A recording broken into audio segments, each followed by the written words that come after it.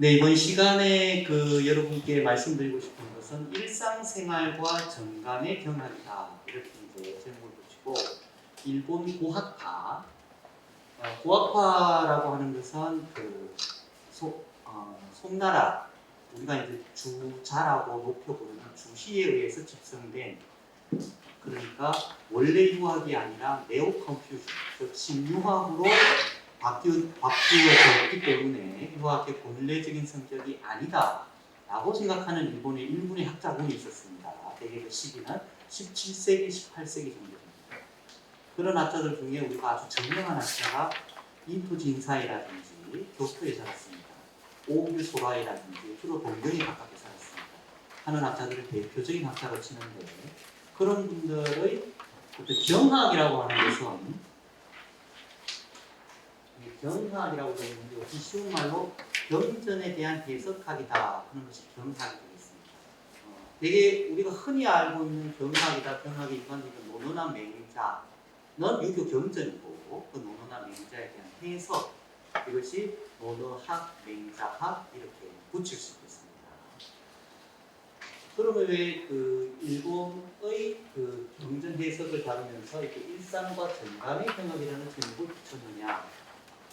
일반적으로 조선시대 500년이 국시 유학이고 조선의 유학은 주자입니다. 그런데 조선을 세웠던 사람들이 가졌던, 이 나라는 이렇게 해야 되겠다라고 가졌던 사람들은 주로 조선에 개국했던 사람은 그 한 국가가 만들어지기 위해서는 힘이 있어야 되고, 첫째. 두 번째는 그 힘을 효과적으로 발휘할 수 있는 사상 체계가 필요합니다. 고려는 어떤 나라인가 이렇게 생각해 보면 많은 것들을 떠올릴 수 있는데, 고려를 건국한 사람은 어떤 아이디어로 자신의 나라가 다스려지길 바랬는가 라고 생각하면 우리가 쉽게 알 수 있는데요.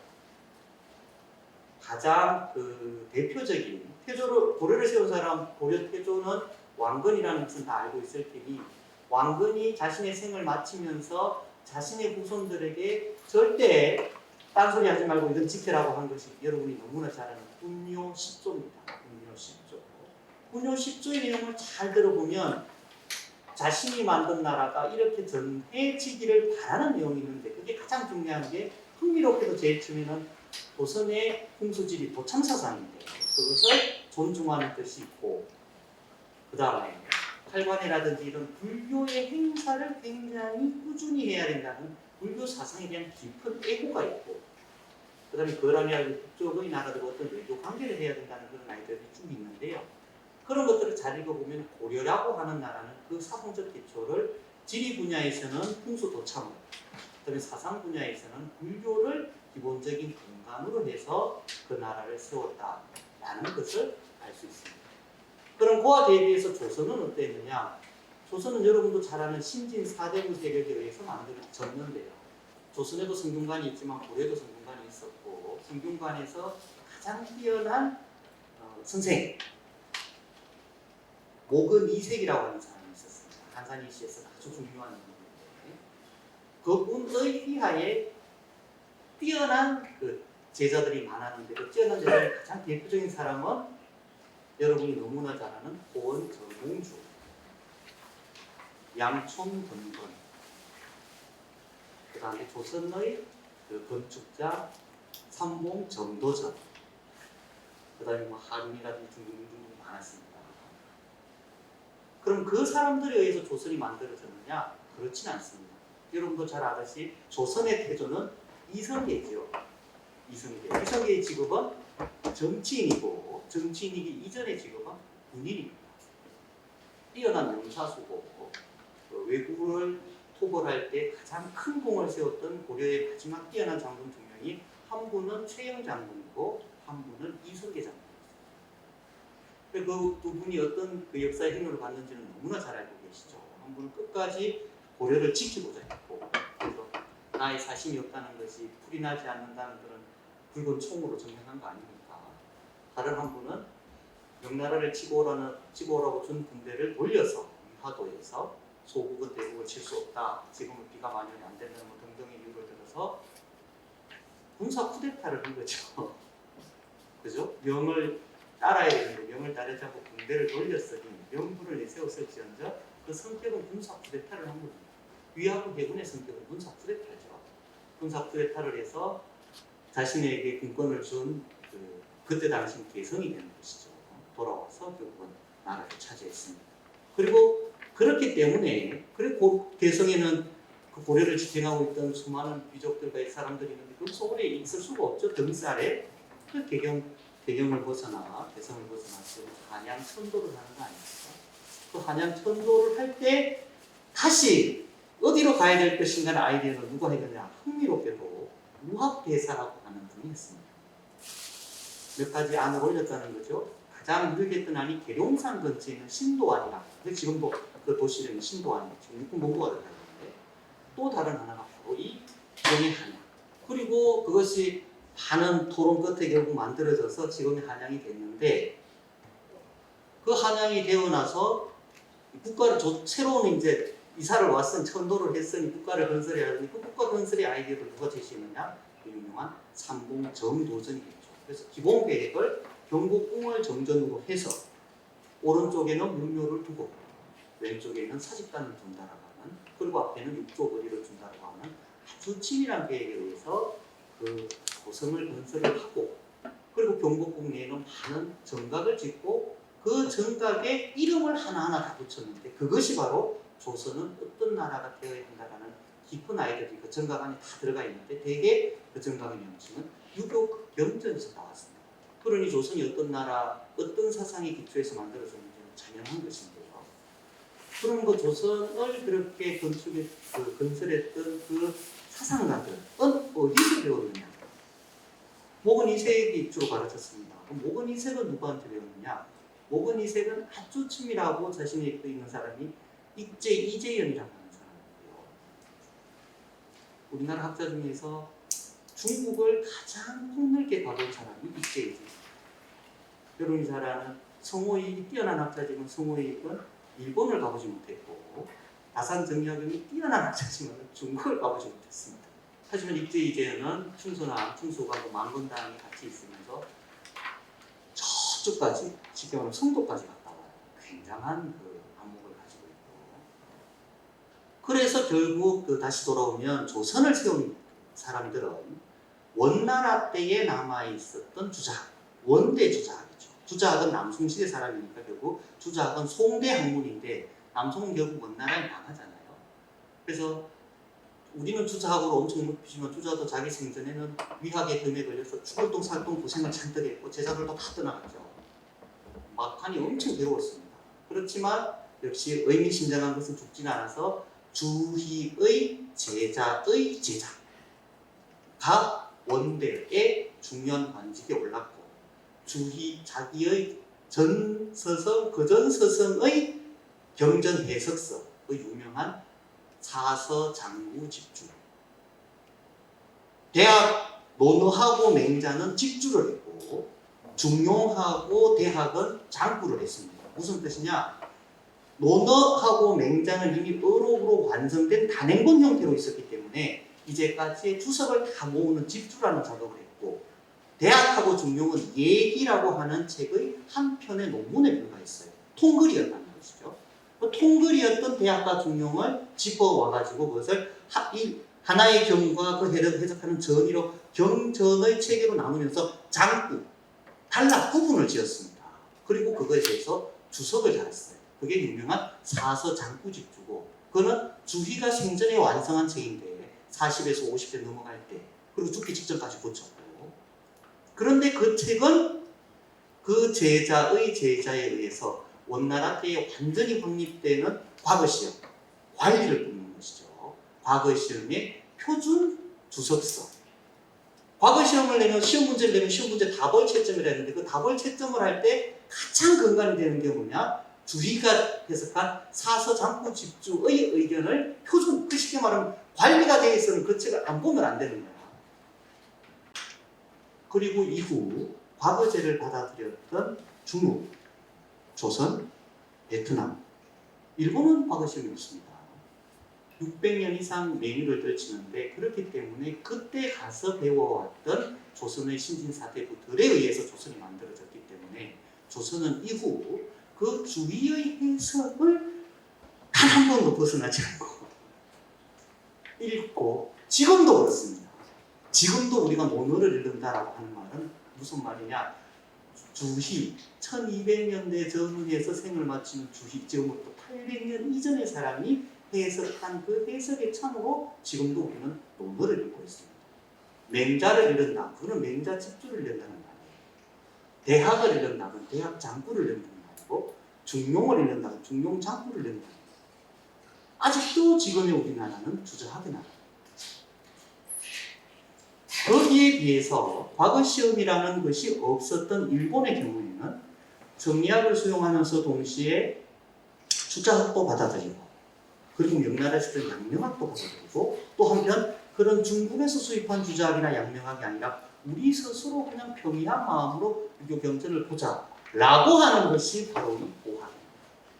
보학. 요거에 대해서는 제가 이제 더 자세한 설명을 하겠고 그렇기 때문에 일본 보학파의 이런 해석을 보는 것은 어떤 의미가 있느냐 그것 자체를 공부하는 의미도 있지만 다른 한편으로 그렇게 하는 경로를 밟지 않았던 조선의 유교 경전 해석 조선의 해석을 점검하는 측면에서 일본의 경우를 비교 대조의 사례로 공부하는 그런 측면이 있습니다.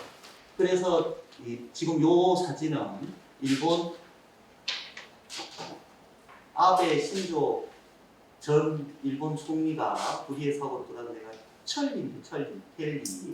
그 텔리에 텔리 대학이 있고 텔리 대학에 우리 그 조선학 관련 공문서들도 많은데 이 교토에 있는 이 고의학 여기가 이제 자기 집이었는데 숙사고 거기의 문고 근데 이도 지인사의 문고 전체가 텔리 대학에 들어가 있습니다.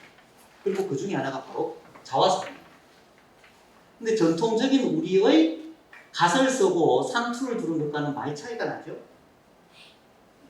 그래서 아주 미남이다라고 할 수는 없고 뭔가 좀 과연 일본분 같다는 느낌을 줍니다. 제가 이 요소는 교토에 있습니다. 요소도 참배를 했는데 요소를 가사 났어요. 결혼을 2번 했다는 것을. 아내가 2분 있고 그 다음에 이분이 아주 이 고아 앞에서 제일 핵심이고 이분의 자제분이 있습니다. 토가이 이등동이라고 하는 분인데 그분도 아주 중요한 분입니다. 그래서 이분이 창설한 1927년부터 1705년까지 사셨는데 이분은 이제 그 불천이고 고이당은 지금도 있습니다. 뭐가 남았느냐면 지금의 그 서재가 남아있습니다. 그대로.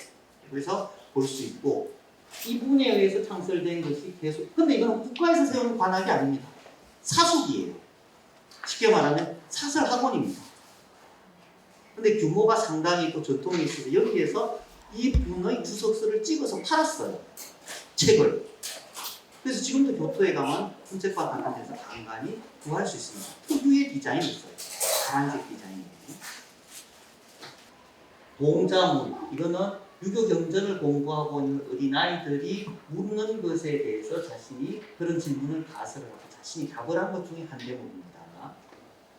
쓸데없이 마음을 바르게 하고 뜻을 진실되게 하는 것만 알고 이게 조선의 주자학자들이 평생 했던 겁니다.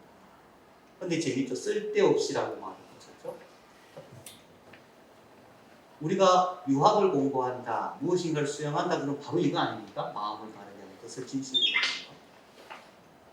근데 이분이 생각하기에는 그것만에 그쳐서는 안 된다고 생각했기 때문에 쓸데없다는 이런 관형사를 붙인 것 같습니다. 관형을 좋아하고 싫어하는 것을 백성들과 같이 할 수 없다면 지도에 무슨 도움이 되겠나.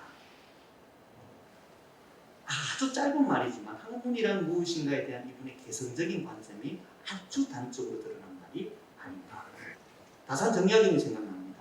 다산정약용도 아주 쉽게 말해요. 학문이란 무엇이냐. 수기와 치입니다. 자신을 수양하는 게 절반. 군자의 학문은 자신을 수양하는 게 절반. 그 수양한 것을 바탕으로 남을 다스리는 게 절반. 그래서 다산이 유래주에서 처음부터 그렇게 책을 많이 쓰려고 했던 게 아니에요. 다산도 18년 동안 유래를 할 줄 자신도 몰랐어요. 근데 한 8년쯤 지나니까 이제 안 되는 거예요. 지금 다산 초당으로 알려진 것이 자리도 잡고 하니까 이제부터는 풀려날 희망도 잘 안 보이고 공부하자. 그래가지고 그때부터 그 유리한 저작들을 만들어지는데 초기에 경전을 해석하고 뒤에 시간이 조금 더 남았을 때 경제학을 합니다. 그래서 자신이 묘지명의 쓰기를 국경사수로 내 몸을 닦고 일표이서로 나를 다스리는 것을 하였으니 학문이 본말을 갖추었다고 할 만하다. 이게 다산이 60세 때에 자기 묘지명을 스스로 지으면서 자신의 학문을 총괄할 때 스스로 한 말씀이에요. 다산정명이. 그런 어떤 말과 이 말은 어떤 점에서 두 분을 만난 적도 없는데 이분이 훨씬 앞서 사람이죠. 다산은 1762년도에 태어나신 분입니다. 근데 이 이토진사의 책을 읽기는 했어요. 다산은. 치도에 무슨 도움이 되겠는가. 그러니까 학문이라는 것은 자기 하나 마음 제대로 하는 데 그치는 것이 아니라 백성과 더불어 무엇인가를 실현해내는 것이다 라는 관점을 가지고 유교경전을 공부했던 분 이토진사였다 할 수 있습니다. 또 연대가 비슷한데요. 아마 이토진사보다도 6622년이니까 5살 장이죠. 야마가 소코라고 하는 분인데 살록소인이라는 분인데 이분은 유교경전과 무사를 결합을 해서 일본 특유의 일본 정신을 개척한 아주 초기 인물인데 이분은 이런 말을 합니다. 사람이 색을 밝히고 천하의 미인을 구하는 것은 본성일 뿐이다. 조선시대 유학자들이 들으면 거품 물고 회초리 칠 얘기죠. 본성을 다할 수 있어야만 부모를 따르고 군주를 섬기는 데가 지극한 바를 다할 수 있는 것이다. 아주 파격적입니다. 조선 유학자의 관점에서는 거부해야 할 것은 인욕이 아니라 욕망의 미혹이다. 미혹은 곧 과불복을 의미한다. 어떤 점에서 굉장히 현대적이죠. 여러분 지금 우리 시대는 자본주의 시대입니다. 자본주의라는 것은 자본이 그 사회가 구동되는데 가장 핵심적인 역할을 한다는 것입니다. 여러분도 이미 일정한 성취를 이루셨을 것으로 생각됩니다만 여러분의 다음 세대 자제분들이나 손주들에게 야, 이 사회에서 성공해야 돼. 그때 성공은 뭘 의미합니까? 자본의 획득을 의미합니다. 그리고 자본의 획득을 구체적으로 설명하는 방식 평수 넓은 아파트와 좀 더 시시 높은 차량 그리고 좀 더 높은 사회적 지위를 뜻하는데 그것의 공통점은 더 많은 자본을 획득할 수 있다는 것입니다. 착하다.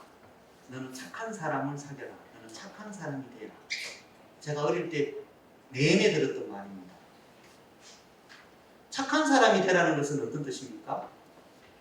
저는 그걸 조금 더 의심한 적이 없습니다. 심성이 고운 사람입니다. 행동이 바른 사람이죠. 그리고 내가 그런 사람이 되고 그런 사람을 친구로 사귀라는 것으로 저는 의심 없이 이해했습니다. 근데 어느 새부터인가 저는 듣게 됩니다. 그 집 오늘 좋았어. 아 정말 가격 착하대. 한 시대에 쓰이는 말들은 그 시대의 가치와 이상을 대변한다고 봐도 크게 다르지 않을 건데요. 100년 뒤에 우리는 다시 착하다는 말의 뜻을 추적할 겁니다. 아마 100년 뒤에 이 땅을 살아가는 사람은 더 이상 심성의 발음이 아니라 가격에 알맞은 또는 저렴함 그것이 착한 것이라고 오해할까요? 네, 그런 어떤 언어의 혼란 시대를 우리가 지금 통과하면서 살고 있습니다. 그렇기 때문에 우리는 이제 우리에게 다가오는 것들에 대해서 당연하다고 받아들이는 거 하나하나 생각해 봐야 되는데요. 어찌 보면 이 아마타 소코의 이런 말, 이분은 이제 고아파의 한 명으로 이제 그 학술사에서는 평가받고 있는데요. 이 말. 색을 밝히고 미인을 구하는 건 본성이다. 지금 이분은 본능을 본성이라고 말하는 겁니다. 우리는 존천리 알인욕, 천리를 보존하고 인욕, 내 육체의 욕망을 맞는 것이 주자의 가장 근본적인 거예요. 근데 이분은 전혀 그렇게 말하지 않잖아요. 아니 왜 이쁜 여자 좋아하고 미인을 구하는 게 본성이지? 본성을 다 할 수 있어야 부모를 따르고 군주를 섬기는데 잘하는 분은 맹자적이지 않습니다. 차라리 순자적이에요. 자신의 욕망, 자신의 의지에 조금 더 적극적으로 호응하는 것이 그 사람이 옳은 사람이라고 조금도 거리낌 없이 평가해요. 문제는 그것의 추구가 나쁘다고 할 수는 없어. 지나치면 문제지. 그건 그 얘기만 합니다.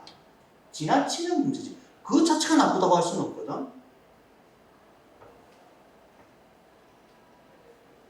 여러분, 오히려 자본주의 시대에서 제일 중요한 거는 소비입니다. 저축이 이득이 아니에요. 저축해서 절약하고 저축해서 돈을 쌓아두면 공장이 돌아가지 않아요. 물건을 사야 물건을 만들어내고 그래야지 운용이 됩니다. 그래서 적당한 소비, 건전한 소비가 오히려 자본주의의 이득이에요. 절약 저축이 아니라. 그죠? 그런 점에서 오히려 이분들은 이 아마도 속보라는 분은 오히려 이런 어찌 보면은 사람은 착하게 살아야 돼, 욕망은 막아야 되라는 어찌 보면 구태의연한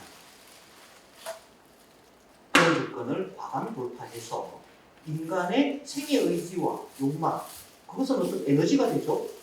미인을 내 아내로 삼아야 되겠다. 그럼 미인이 내게 혹할 정도로 나도 뭘 해야 되겠다. 돈도 많이 벌고 운동돼서 몸매도 가꾸고 에너지가 돼요. 근데 우리는 전통적인 관점에서는 그런 걸 아예 하지 말라고 하거든요. 그런 계산하지 마. 도덕적으로 옳은 게 옳은 것이지 그런 육체나 외모에 휩쓸리는 건 아니다. 제가 어느 편에서 옹호하고자 하는 것이 아닙니다.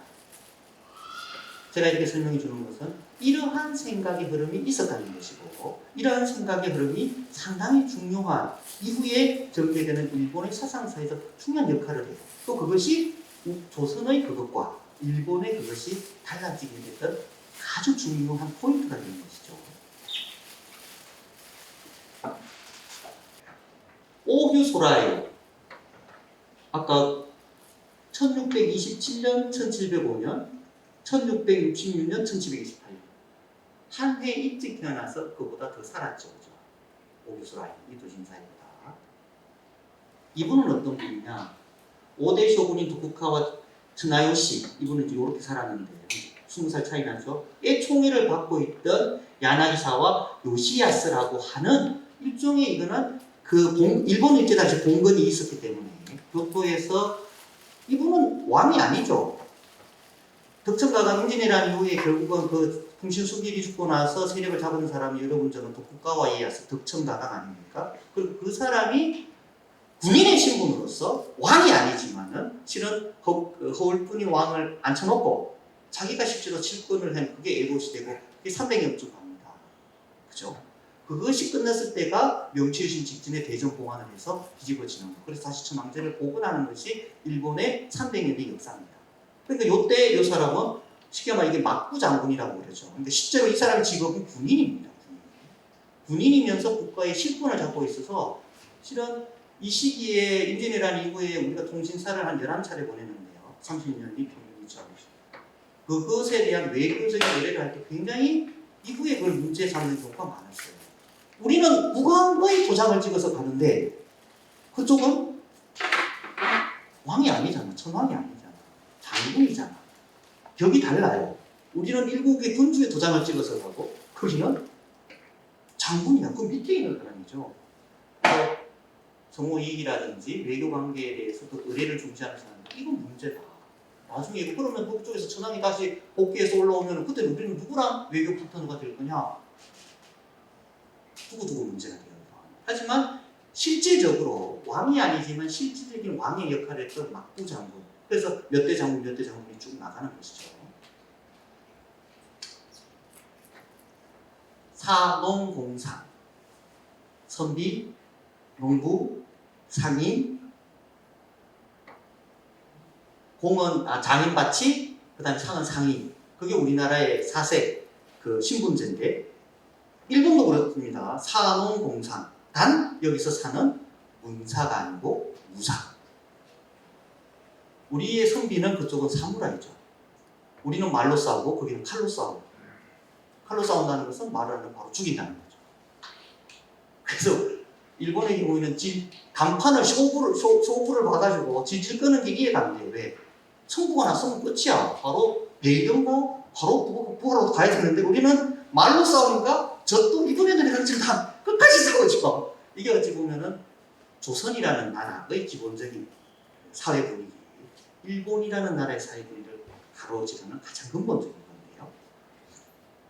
어쨌든 그러니까 이 오교 소라이의 경우에는 아까 이토 진사의 경우에는 그냥 사설 학원의 유학 선생님이고 원래 그 집안은 의사 집안이에요. 근데 지금 여러분 사설 학원의 유학 선생님이고 의사 집안에서 사회적지위가 높을 거라고 절대 생각하지 마세요. 아주 낮습니다. 아주 낮아요. 여기는 그러니까 거기는 완전히 민간의 학으로서 자리 잡아서 그 사설업체 유학의 지식을 가르치는 것으로 살아남았고 여기는 관에 들어갑니다. 그래서 유관을 해요. 봉건의 중앙은 아니지만 그 중앙에 가까운 곳에서 유학적 지식을 팔아가지고 그것으로서 어떤 상당히 오래 간직을 합니다. 그러니까 이토 진사는 아주 민간의 학문 유출 풍부히 나고 이쪽은 관에 들어가서 취직을 하는 경우이기 때문에 유관으로서 여기는 상당히 관료적인 또는 그 자신이 모시고 있는 번주의 아이디어에 부응하고자 하는 그런 관점이 상당히 차이가 있습니다. 이분의 말입니다. 의리는 자신의 몸을 깨끗하게 하는 길이고 법은 천하의 사람들이고 따라야 할 기준이다. 지금 요거 얘기를 하겠습니다. 지금 46인의 사무라이들이 그 주군을 위해 원수를 갚은 것은 옆에서 섬긴 사람들로서 부끄러움을 아는 것이라고 할 수 있다. 그러니까 이건 뭐 법에 상관없이 자신의 주군을 위해서 쉽게 말하면 사무라이 집단이 그 다른 자신의 주군을 죽인 사람을 그냥 자기 임의로 해서 죽여 원수를 갚아버린 거예요. 의리 측면, 복수 설치의 측면에서는 수긍될 수도 있지만 국가를 다스리는 측면에서는 공권력에 의하지 않고 사사로운 권력으로 복수를 했기 때문에 이놈을 어찌할 것인가가 문제가 있는 거거든요. 여기에 대한 오교소라의 말인 거예요. 자신을 깨끗이 하는 도리로서 그이는 의롭다고 할 수 있다. 그러나 그것은 그 무리에 한정되는 의미로 궁극적으로 사적 논의에 불과할 뿐이다. 그들은 조정의 허락도 없이 끊임없이 궁궐 내에서 죄를 벌다. 그들을 사무라이로서 잘 것이 가할 것이다. 사론을 가지고 공론을 해친다면 천하의 국가가 쓰지 않는다. 사적인 법적 제재에 대해서 바로 철퇴를 내리는 이런 말을 하게 됩니다. 일본 사상사의 가장 지금은 자꾸 하셨지만 사상사의 가장 대표적인 사람이 누구냐? 마루야마 마사오입니다. 마루야마 마사오 일본 사상사를 쓸 때 이 오규 소라이를 보고 이렇게 말했습니다. 소라이는 동양 역사상 최초로 도덕에 대한 정치성의 우위를 주장한 겁니다.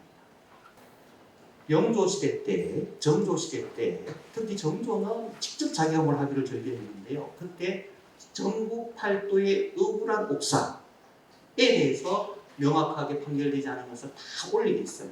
그리고 그것을 다시 전부 다 새롭게 판결을 하는데 그때 실무적인 작업을 다선정경이 많이 했는데 거기에 보면은 특히 어떤 게 많이 나오냐면 실제로는 그렇지 않은데 추문을 내가지고 이 여자가 바람이 나다. 이 여자가 남편은 없는데 혼자 몸을 깨끗하게 하지 않아서 그래. 막 내가지고 명예를 더럽혀서 그 명예를 더럽히면서 도저히 견디지 못해서 자신 칼을 갈아가지고 그 소문을 보탠 사람을 확 죽여 살인되잖아요. 그렇지만은 그것을 왕권에 의해서 살인이 아니라 이것은 자신의 정절을 지키기 위한 유교적 도덕을 실현하는 것을 이거는 사면한다 또는 방면한다 이런 판결이 꽤 많아요. 사적인 법칙행을 그 가치가 옳기 때문에 봐주는 거예요. 그게 도덕적 우위예요. 사로움으로써 공론을 해친다면 천노의 법가가 쓰지 않는다. 그런 짓 하면 안 된다. 설사 그렇게 있어도 그것을 다시 관에 의해가지고 관에 의해서 처벌을 받게 해야지 자신이 사적으로 복수하는 건 안 된다. 이런 관점을 가지고 있었던 거죠. 그러니까 이 마르야마 마사오라고 하는 일본 사상사에 지금 자꾸 하셨지만 그 해석이 동양에서 이러한 경우는 처음이다. 이렇게 말합니다. 오늘 제가 얘기해보고 싶은 바로 이 두 사람. 한 사람은 이토 신사이, 한 사람은 오규 소라이. 고학과학자의 가장 대표적인 학자들이거든요. 다산 선생의 표준영정은 여러분이 흔히 많이 봤고 오늘 최근에 그린 거예요. 근데 표준영정과 달리 다산을 최근에 그린 게 가장 큰 특징은 안경을 쓰셨고 좀 더 인자하게 그리셨다. 예전에 다산 선생은 안경이 없이 아주 근엄 강직한 스타일로 그려놨거든요. 조금 더 인간다운 분위기를 무심풍겨서 이렇게 해놨다. 그 두 명의 고학과학자를 포함해서 다산이 평가합니다.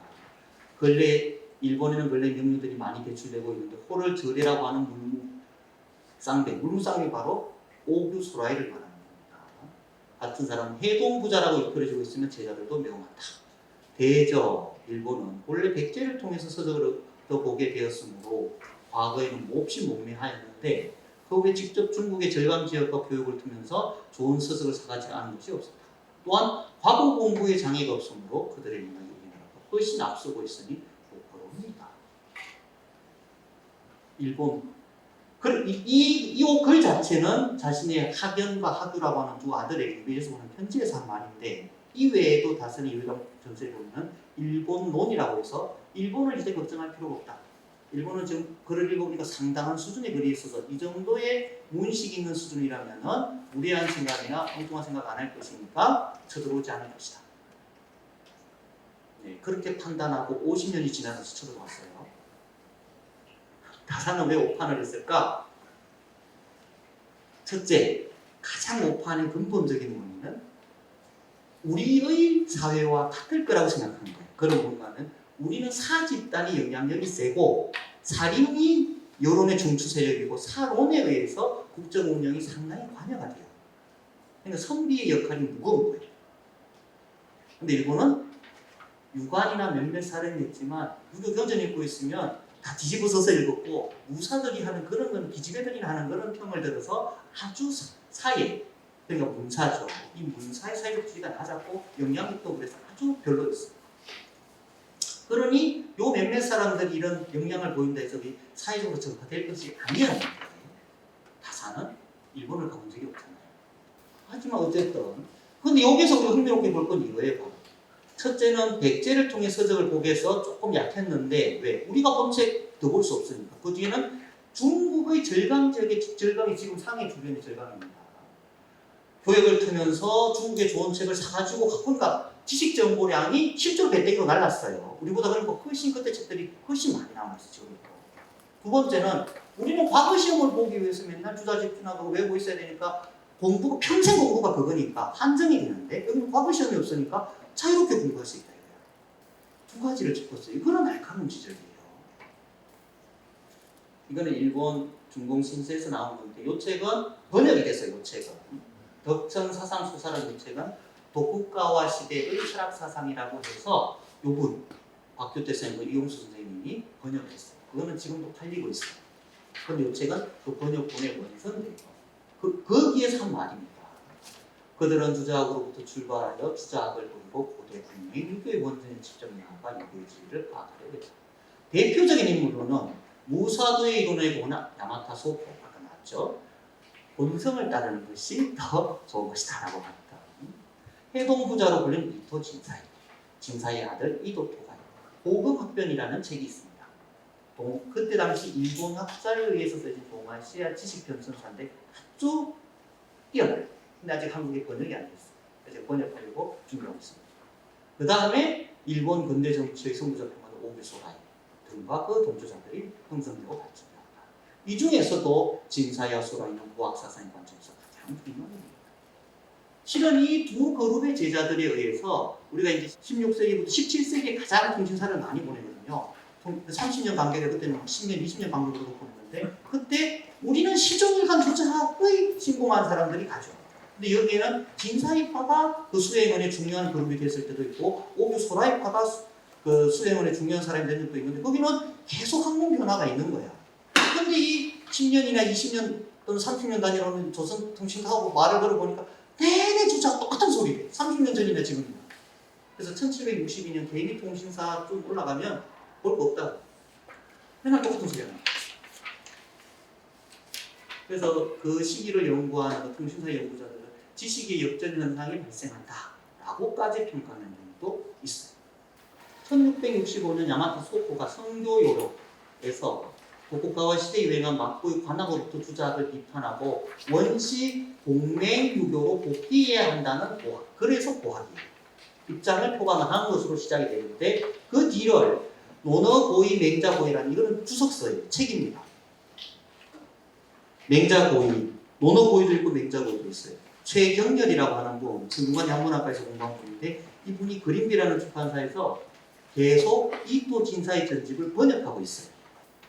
동해 유교 경전의 고의를 추구한 진사에는 아들 자신의 토가이와 함께 고학파 가운데서 고의 학회, 고의라고 했습니다. 유교 경전의 본의, 송학에 의해서 오염, 물들지 않은 유교 경전의 본의를 하자. 그래서 고의라는 주석서를 내면서 고의학파가 된 것이고, 한때 명대에 유행한 고문사학을 수용해서 일본의 고문사학을 주창한 이는 오교수. 오교수라는 경전에 대한 주석도 있지만 대개는 문학 방면으로 나아간 사람이에요. 그래서 그 연구 방법을 경학, 경세학에도 적용한 것이 이것이 바로 고문사학. 그러니까 일본의 고학이라고 하는 것은 경전에 집중했던 고의학과 문학에 집중했던 고문사학을 붙여서 이 특히 이제 고문사학은 나중에 그 이제 나자이 순다이까지 이어지거든요. 자, 도대체 그분들은 어떤 아이디어가 있었던가 이제 하나하나 그분이 했던 말을 통해 한번 설명해 볼게요. 이 노노고이라는 책입니다. 나는 일찍이 학자들을 가르칠 때에 논어, 맹자 두 책을 익숙히 읽고 정밀히 생각하여 성인의 의사, 성인 이제 논어에서의 성인은 공자고 맹자의 성인은 맹자가 되는 것이죠. 어맥을 신무엇에 분명히 할 수 있도록 할까. 그렇게 하면 분명히 의미와 혈맥을 알 수 있을 뿐 아니라 그 글자의 뜻을 이해하기에 큰 오류가 되지 않을 수 있기 때문입니다. 물론 글자의 뜻은 학문에 있어서 진실로 작은 것이지만 그 뜻을 잃어버리게 되면 해가 되는 것이 적지 않으니 하나하나 논어와 맹자에 근원하여 그 했던 말과 음맥을 합치할 수 있어야 하고 망령된 뜻으로 옮기고 나아가 자신의 사고에 섞어서는 안 된다. 요거는 송나라 학자들처럼 이런 말씀이 있는 거예요. 그 원의에 있는 걸 가지고 충실하게 그 원의의 의미에 맞게 알려주면 될 것이지 왜 자신의 철학 체계로 그 고대 경전을 해석해서 말은 그럴듯하지만 본의가 아니잖아 이런 주장입니다. 그래서 이토 진사에는 논어와 맹자의 원래 뜻이다라는 논어고의 맹자고의를 조서하고 난 다음에 어맹자의 논어와 맹자의 글자에 대한 옳은 의미라는 책을 써요. 그래서 가장 핵심적인 것을 써요. 즉 역시 자신의 철학 체계를 무례하게 하려는 그런 방식 말고 경전 그대로의 본의에 나아가 공부하는 것이 학문이라는 거예요. 오교소라이 이분은 이렇게 독서의 방법은 고문사를 알고 고언을 아는 것이 우선이다.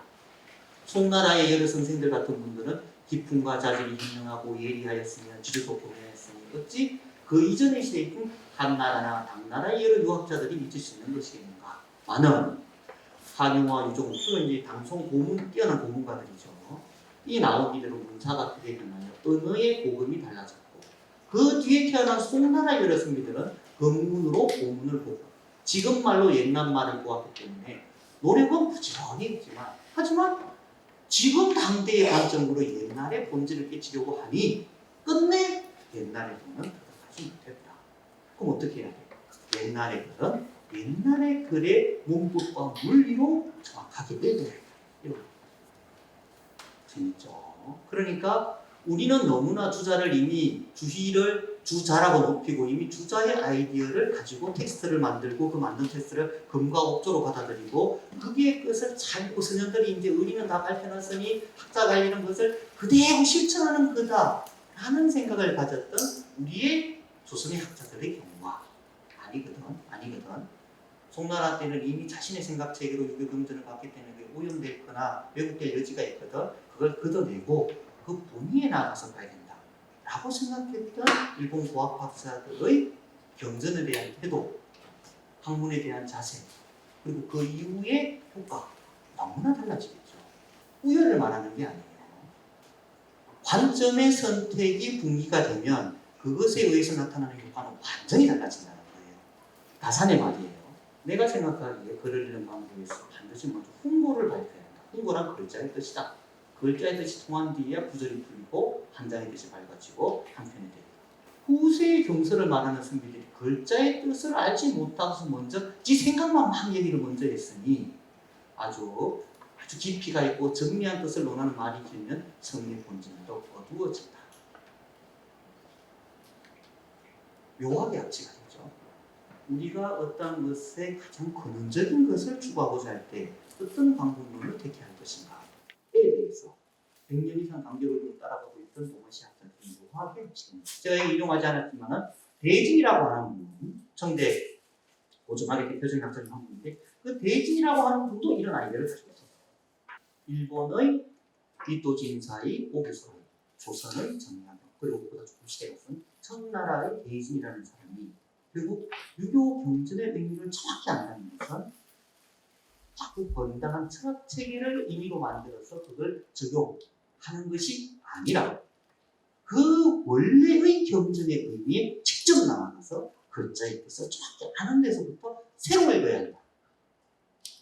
이 도진사에게 은행자의가 있다면 대진에게는 맹자자의 소전이라고 하는, 결국 그것은 송대학자들에 의해서 많이 오염되고 변개된 맹자의 본뜻을 자의 소정을 통해서 새로 배워. 자기의 대진의 책이 엄청 많지만 자기의 평생에 제일 중요한 책은 그 책이라고 딱 제시를 했어요. 고학학자들과 다생 같은 자의를 포착하는 우연의 일치라고 보기는 너무나 친연성이 있는데요. 그거는 뭐냐? 송학의 문제점을 극복하고, 송학은 그 나름대로 굉장히 가치가 있고 의미가 있으며 송학을 받아들인 조선은 그렇기 때문에 지금 우리가 생각하는 유교적 관습의 대부분은 송학의 중심이에요. 어른에 대한 예절, 접빈객, 공제사, 그 다음에 물질에 대한 추구보다는 정신에 대한 고귀함의 인정, 청빈한 삶, 다 송학의 아이디어들입니다. 우리 언론 중에 500년 동안 중국에는 그래놓고 바로 명나라 때는 그 심화, 청나라 때는 고정학으로 해서 학문 세계가 바뀌었기 때문에 아이디어를 제시하고 많은 책을 썼지만 휙 지나가 버렸어요. 근데 조선은 그것을 아이디어로 접수했을 뿐 아니라 정치가들은 직접 일반 사대부에는 생활로, 조선의 사대부들은 주희가 지은 소학으로 생활 윤리를 익히고 주희가 지은 사서 장구 집주로 관리가 되기 위해서 평생을 노력하며 학문에 기초가 거예요. 그리고 자신이 살아 태어나고 어른이 되고 결혼하고 죽을 때 주자 가례로 생활 예절을 삼아 진정한 주자입니다. 그렇게까지 했기 때문에 집집마다 또 가례서가 있어요. 예학에 대해서, 성리학에 대해서 한마디 말이 없으면 학사가 아닙니다. 그렇게까지 마르고 닳도록 정말 깊이, 또 주자학서, 중국에도 없는 주자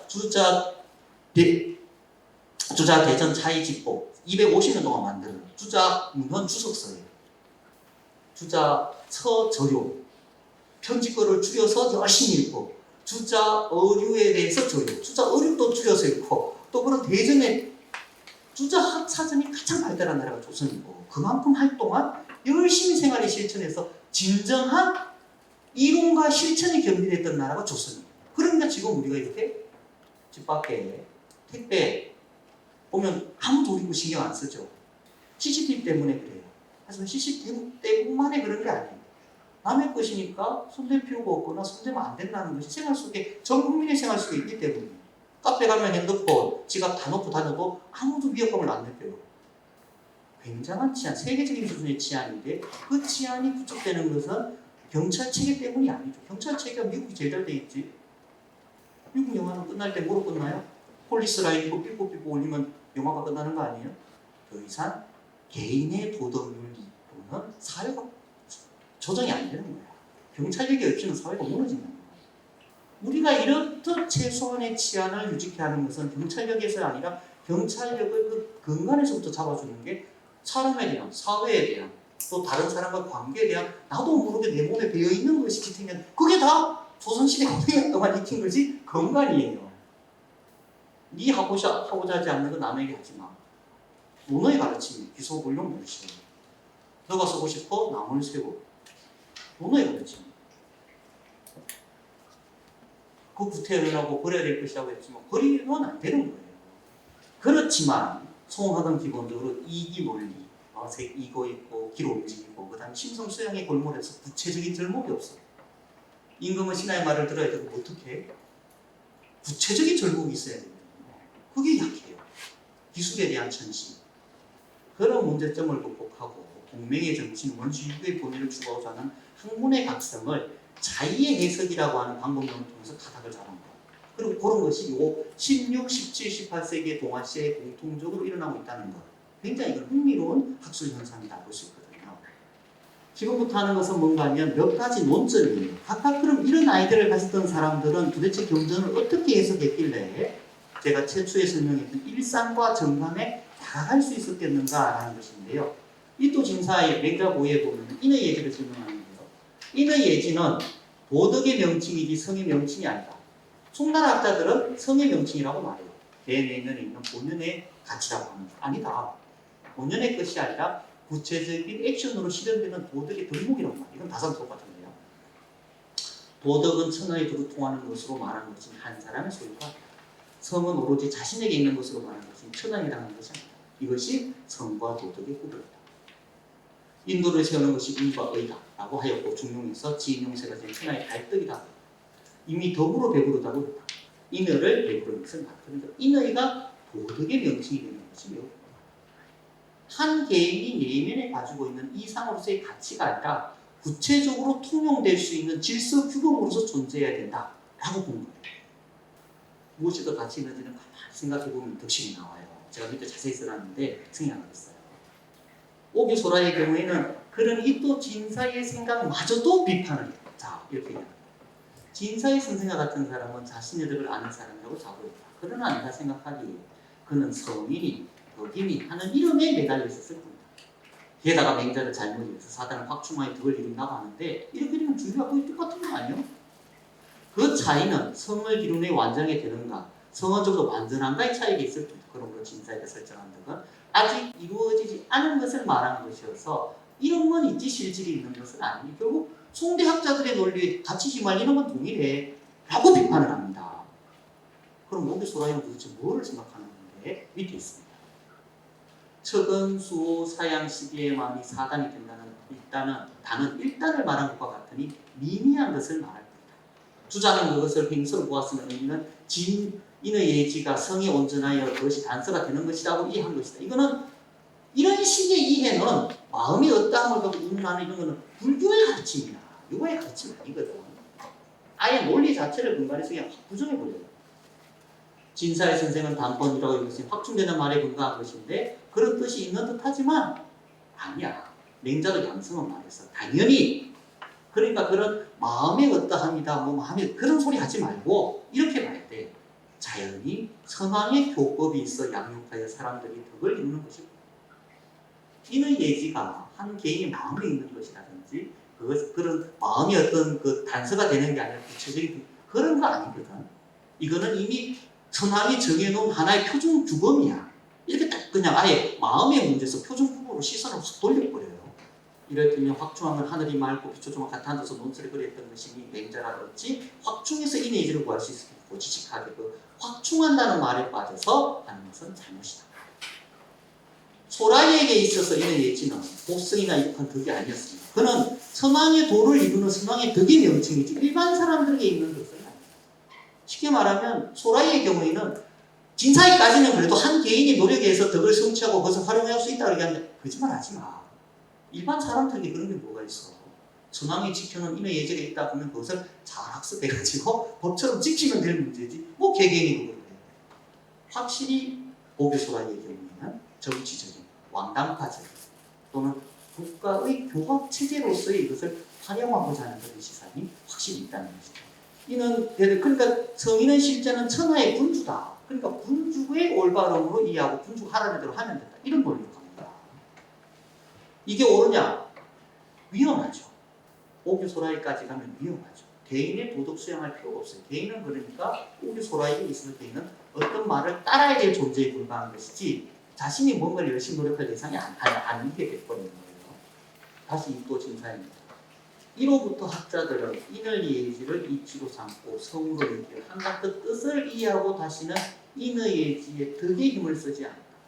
그 공부와 수용에서 별조의 지경인 경을 지키는 거고 주정인 고요함을 계속 유지한다는 것입니다. 치양치등의 조모세어 다시 공제법을 따르지 않는다. 내가 깊이 변론하고 통렬히 논의하며 번거롭게 누차 이 말을 하여 애오라지 어리석은 중심을 다하여 그만둘 수 없는 것은 이 때문이지 변론을 좋아해서가 아니다.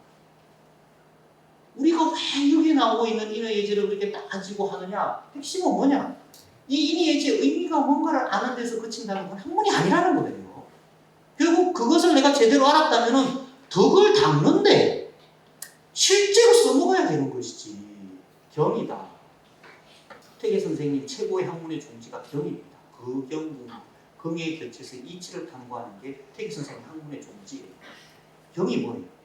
정작 경을 해야 된다고 주장하는 송대 학자들도 경이 뭔지를 설명하기가 쉽지 않았어요. 그러니까 상성성이다. 항상 깨어있는 것이다. 주일무적이다. 하나를 주로 해서 어디로 감이 없는 것이다. 알똥 모를똥. 그게 뭐예요? 그리고 조선시대 학자들이 자신이 믿는 이 정리학, 주자학의 것을 내 삶의 실천으로 받아들이기 위해서 이분은 그게 경을 유지해야 되는 게 학자의 본분이고 그렇게 해야 수양이 된다고 하니까 이분들이 어떻게 했는지 아세요? 죽자고 앉아가지고 참선을 했어요. 거의 정좌를 했다고. 정좌. 왜? 내가 어떤 도덕적인 문제나 행위의 문제를 일으키는 대부분의 것들은 액션하게 되면 생겨요. 마음이 분요하기 때문에 생기는 거예요. 그러니까 마음이 분요하고 액션해서 어떤 일에 혈기팀이 휘둘리지 않기 위해서는 마음을 고요하게 둬야 돼요. 마음을 고요하게 두려면 가만히 앉아있으면 되죠. 마음은 엄청 쓰고 구체적인 효과는 하나도 없어요. 보고 있으면 아주 안타깝기까지 해요. 근데 이런 제가 생각하는 안타까움이 다산 정리하게 가지도 않아요. 도대체 그래서 뭐 하려고? 형이라는 게 가만히 들어앉아서 가만히 있으면 뭘 이루는데? 수신을 일어나는데 도움을 돼. 치인을 하는데 도움이 돼. 그런 게 아니거든. 결국은 조선시대의 그 성리학의 핵심이 인성과 물리를 결합을 하고 우리 인성이 사물의 이치를 알 수 있는 게 있고 물들은 저마다 이치가 있으니까 내 어떤 통찰력을 높게 하고 사물의 변화를 유심히 관찰하다 보면 어느새 화련관통, 교물치지 구망장에 나오는 말이잖아요. 유학의 화련관통이 어디 있습니까? 불교 용어예요. 명확하게. 이게 바로 도모죠. 순식간에 깨닫는 거. 그게 화련관통이에요. 명백하게 불교적 오염이죠. 하지만 그때는 그게 너무 지식인들 사이에 널리기 때문에 그게 오염인 줄 모르고 쓰는 거예요. 초능력, 판타지 같은 거죠. 판타지. 이론으로는 말이 돼. 사람은 사물의 이치를 알 수 있는 이성이 있고 개개의 사물들은 다 저마다의 무엇인가가 있어. 그럼 나의 이성과 그것의 것들이 어떻게 만나게 할 건데 방법이 없잖아요. 관찰을 해야 되지. 기계를 가지고 동원을 해야 되지. 천문을 알려면 측정을 해야 되잖아요. 그 부분이 약한 거야. 그러니까 요새 비꼬는 말로 방구석 여포처럼 방 안에 앉아가지고 다산에게 보기에는 그게 답답했던 거예요. 그리고 그런 송학의 불효능에 가까운 그런 것들에 대해서 아주 신물이 났던 일본 과학학자들이 도대체 시급 그게 뭐라고 이가 뭐다 성이가 뭐다 시급 뜻만 이해하고 덕에 힘쓰지 않아. 구체적인 그런 글자를 이해하고 그것이 뭐라는 걸 그 지식적인 것을 덕성의 함량의 실적을 안 쓰더라는 거야. 그게 무슨 공부야? 공부를 한다는 것은 내가 아는 것을 구체적인 문제 현상에 대응하여 써먹을 수 있어야 되는 것이죠. 그런 문제의식이 있는 거예요. 물론 여기는 이토 진사의 경우에는 여전히 인문학적인 범죄적 기술적인 부분이나 구체적인 제도 개혁까지는 나아가지 않았지만 그런 문제의식이 있었다는 것이죠. 자, 요거 인설은 주희가 인을 설명하는데 아주 길게 설명했는데 다산 우리 이토 진사라는 분도 원래는 주자학자가 되고 싶었던 분이에요. 그러니까 정말 주작을 하다 보니 열심히 젊은 날은 정말 각고의 노력에 주작을 하다가 결국 하지만 이 경로를 따라서는 안 되겠다고 생각해서 이 인설을 쉬고 고학으로 돌아서요. 그러니까 이 인설은 이토 진사의 학문이 이렇게 아주 중요한 글이 되는데요. 이분의 글을 한번 들어봐요. 그러나 사랑이 곧 인이라고 하는 것은 정만 알고 성을 모르는 것이다. 사랑이 인이 아니라고 하는 것은 성을 알 때 정을 모르는 것이다. 제 말을 또는 욕만을 말하는 경우는 완전히 그 인의 본질을 이해할 수 있다. 사랑으로서 인을 말하는 자는 비록 그 성을 몰라도 먼 데서 잃어버리지는 않는다. 인을 다 설명하지 못하면 적어도 인에는 사랑이라는 것이 있고 사랑은 마음에 품는 것으로 그치는 게 아니죠. 사랑하라면 그 사람에서 관심을 가지고 그 사람에서 뭘 하잖아요. 구체적인 정감 속에서 표현되는 것이어야 한다는 것이죠. 정을 바깥으로 하여 인을 논함이 이래서는 점점 더 크게 이를 뿐 아니라 학자가 어두운 데서 찾고 먼 데서 구하라 하여 힘쓸 바가 없게 하는 것이 이것이 고해의 재난이 아니겠는가. 인이라는 것은 애질이 사랑하는 이치다. 이게 주의 해석이에요. 그런 식으로 하면 이론 논쟁, 이론 도식으로 가버린다는 거예요. 심지덕, 애질이 심지덕이 그게 인입니다. 그럼 이게 뭐라는 소리예요? 원어에 분명히 나옵니다.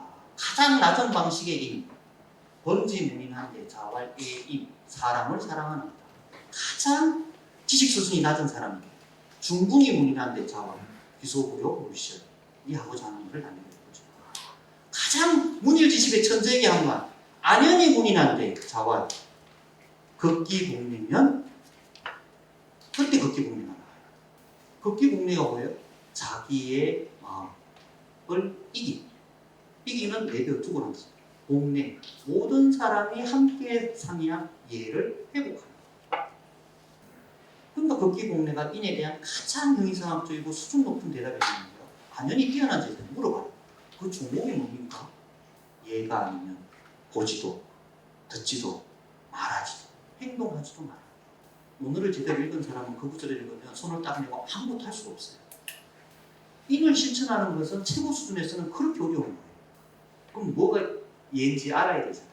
근데 너무나 재밌는 것은 칸트가 그 서양에서의 도덕윤리의 가장 핵심인데 정언명법, 칸트의 정언명법이 몇 개, 그중에 가장 중요한 게 내 의지의 경륜을 보편 입법의 원리에 맞게 하라.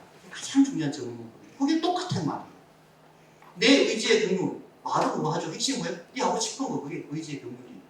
네 하고 싶은 것을 보편 입법, 누구나 동의할 만한 것에 맞게 하라. 그게 그렇게 공략하고 완전히 똑같은 말이죠. 두 분은 만난 적도 없는데 자기를 버린다 할 수 있는 일이에요. 그러니까 그냥 하루라도 그렇게 하면 인한 세상이 될 거라고. 이또 진사이가 고투하면서 회복하고자 했던 것, 원한이 아니에요. 우리가 공부를 하고 공부를 하는 것이 구체적인 현장에서 실현되는 것을 원했어요. 그런데 이런 투사학의 형이상학을 중심으로 인격주의에 대한 반발로서 형이상학적 이에서 원시 공력의 실천 윤리로 현실적 윤리를 중시하는 고학으로 바뀌어갔던 것이고, 근데 어떻게 이게 가능했을까? 사설학원입니까? 사설학원입니까? 이런 식으로 해석해서 과거 시험에 따면 다 떨어지겠죠? 체제 교학의 원리이고 관리가 되는 표준 테스트가 정해져 있는 데는 불가능하죠. 한 개인이 서재에서 자신의 그냥 사견을 쓰는 것이면 돼. 근데 일본은 이거 본인이 가르치고 배우는 사람들도 관리가 되기 위해서 배우는 게 아니에요. 유교 경전은 그냥 하나의 지식적 접근에서 또 뭔가 깨달으면 책을 배우니까 이게 가능한 거예요. 조선은 애당초 불가능해요. 정담이라는 책, 이거 가져왔는데요. 이 아주 원래 이거는 한문이 아니라 일본어로 써졌기 때문에 잘 읽을 수 없어서 일본어를 할 수 없는 사람이 이 책을 번역했어요. 재미난 말이야. 배움에 있어서 오히려 제자 대가리의 기회를 갖춘 유학자가 될지언정 도학 선생이 되지 마라. 세상의 유학자들이 이에 취해서 입을 열게 하는 도덕, 인의, 하늘의 이치, 인간의 욕망 등에 대해서 말하곤 한다. 나는 그런 것들을 들을 때마다 마치 먹는 물을 토해낸 것 같았어. 그 물을 타고 피리를 붓더라. 어쩔 수 없이 학문적인 것은 형이상학적 지단이 필요해요. 이론적인 정리함이 필요해요. 하지만 그러한 가운데 또 그렇게 많을 지향할 때 우리는 뭘 잃어버리느냐? 실감하는 학문을 잃어버려요. 구체적으로 만지고 정직하게 느끼고 서로 부딪히는 가운데 누구나 이해할 수 있는 방식의 학문. 그걸 왜 못해? 그게 낮은 학문이에요. 그거 맞아요. 이에 취해가지고 도덕, 인을, 하늘이 있는 그럴 때마다 그냥 붙어질이 난다는 거 아니에요? 그러면 이렇게 말하면 비판하는 데서 그쳤느냐? 아니에요. 이분의 이 정담에 이런 구절이 있어요. 백성의 빈곤이 도화선이 되어 세상에 혼란으로 이어졌다는 점은 예나 지금이나 마찬가지다. 따라서 빈곤의 원인을 연구하지 않으면 고대 선인처럼 법제의 기본은 만 백성 모두에게 토지에 정착시켜 생활하게 하는 것이다. 거기에 법제를 세워. 우리는 이 두 가지가 결여되어 있기 때문에 백성의 생활은 빈곤하고 나쁜 것도 아니에요. 냉자의 삶이 뭐예요? 생활할 수 있는 기초 토지를 닦아주는 거예요. 그래서 생활의 기초 토대가 되면 그것만 하면 검수가 되니까 도덕을 가르치는 거예요. 토지제도, 정전제. 바로 이건 이도 진사인데요. 정전제가 바로 토지를 나눠주자는 얘기예요. 관계유형은 비토지로 얘기하는 얘기. 물론 잘 안 되지. 왜 안 돼요? 이미 토지를 나눠줄 수 없어요. 토지를 나눠주려면 땅을 다 왕이 가지고 있거나 국가가 가지고 있어야 돼요. 그죠? 너는 땅이 있어서 딱딱딱 나눠주는데 이미 국가가 가지고 있지 않아요. 다 백성이 누군가 가지고 있어요. 누가? 권세 있고 부자들이 가지고 있어요. 콘서트를 부자들에게 싹 걷어가지고 일부 돈좀 싹 걷어가지고 싹 나눠주면 되는데 그런 적이 있어요? 단 한 번도 없어요. 딱 한 번 우리나라에서 결국한 적이 있었어요. 언제 일제감으로 가고 그 주인이 정해지지 않았어요. 여기서 핵심이 뭔가 하면은 서라고 하는 글자에 대한 이해, 서라고 하는 글자에 대한 이해에서 사람들의 정감에 대한 관심을 가지고 그것을 관찰하려고 했다는 것이 가장 중요해요. 그래서 그 얘기를 길게 써놨습니다. 그래서 조금만 설명을 하면은 그는 자신에게 뭐 다른 사람과 좀 더 나은 관계를 지향하는 것이야말로 의짐이라고 생각을 했다. 의짐의식이란 다른 사람의 잘못을 용서하는 서를 중시했다. 이러면서 사람이 일생을 살아가면 잘못은 없을 수 없기 때문에 그런 것을 다른 사람에게도 해야 된다. 다른 사람을 대하는 것은 충수에 달려있는 것이고 관계가 중요하다. 그래서 그런데 관계가 중요한데 관계에 대해서는 조금 더 생각하지 않고 그 지경이나 취지 같은 개인적인 이론적인 문제에 골몰하는 것이 문제다. 핵심은 충고와 선택, 그것은 핵심이 자신의 온전한 수양과 그것을 다른 사람과 더불어 하는 것에 대해서 관심을 가져야 되고 그런 다양한 사람들의 욕구와 욕망을 읽으려는 관심을 두어야 한다는 것이 이토주의 사회와 오브스라의 해석상에 있다는 거예요. 그 얘기를 길게 써놨어요. 그는 사람의 마음을 같지 않기 때문에 하고자 하는 것이 꼭 다를 수 있다고 판단했습니다. 그래서 자신이 하고자 하지 않는 것은 누구나 하고자 하지 않는 게 동일한 게 아니라 각각 저마다 다 하고자 하는 게 다를 수 있기 때문에 그 저마다 다를 수 있는 것들에 대해서 관심을 가지고 유심히 봐야 된다는 아이디어를 집어넣었다는 거예요. 그래서 이것은 일종의 이토지 인사이가 관계에 대해서 중시했다면 오교소라이의 경우는 개별적인 인간이 가지는 욕망을 조금 더 주의 깊게 살펴보자라고 하는 관점이 있었다는 거예요. 이 부분을 중시해서 여기가 바로 그 교토에 있는 여기가 지금 서재고 요거는 옛날 건물 그대로 남았고 요거는 뒤에 좀 개수한데 지금도 그 집안 사람이 살고 있어요. 대단하죠. 1600년대에서 1700년 만들면서 300년 이상 유지하면서 아직도 살고 있고 요거는 백미정 선생이 한 걸 제가 좀 따와서 재밌기 때문에 과학파의 인물을 다룬 일본학자는 이토 진사야로 유학에서 처음으로 타자성의 문제를 진지하게 도입한 인물이라고 평가한다.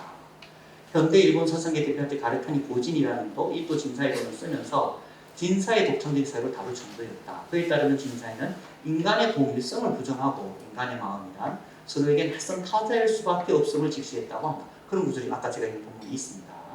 이런 평가는 모두 서의 공부는 자신의 마음을 타인에게 이입시키는 것이 아니라 다른 사람의 마음을 이해해서 들어주는 것이라고 본 진사의 사유에서 비롯되었다. 상대가 나와 다른 욕망을 가진 존재이다. 이게 너무나 평범한데 아주 중요하죠. 욕망을 가지고 있다. 1번. 두 번째, 그런데 그의 욕망은 반드시 나의 욕망과 다를 수 있으니까 그러한 욕망의 존재를 다 인정하라는 게 그럴 수 있으면 허용만 하더라도 관계식은 훨씬 부드러워질 수 있다는 것이죠. 곧바로 연결시키기도 한다. 그만큼 천년을 살았던 인간사는 놀라운 생존진영입니다. 저는 제가 공부를 해보니까요, 일본 학자, 유학자 중에는 이 이토 진사이가 가장 중요한 인물이라고 저는 생각을 해요. 그리고 우리 조선의 경우는 성호이익이 아주 중요하다고 생각해요. 삶의 그때 당시 흘러왔던 학문적인 기세를 아주 근본적으로 전환시킨 두 사람. 살았던 시기도 비슷해요. 그런데 이 두 분의 공통점은 민학자들이야. 관학이 아니고 국가에서 공부하지도 않고 철저하게 자신의 삶을 영위하면서 자신의 생각, 자신의 비판적인 생각으로 유교 경전을 보면서 세상에 돌아가는 걸 보면서 자신의 의견을 남겼어요.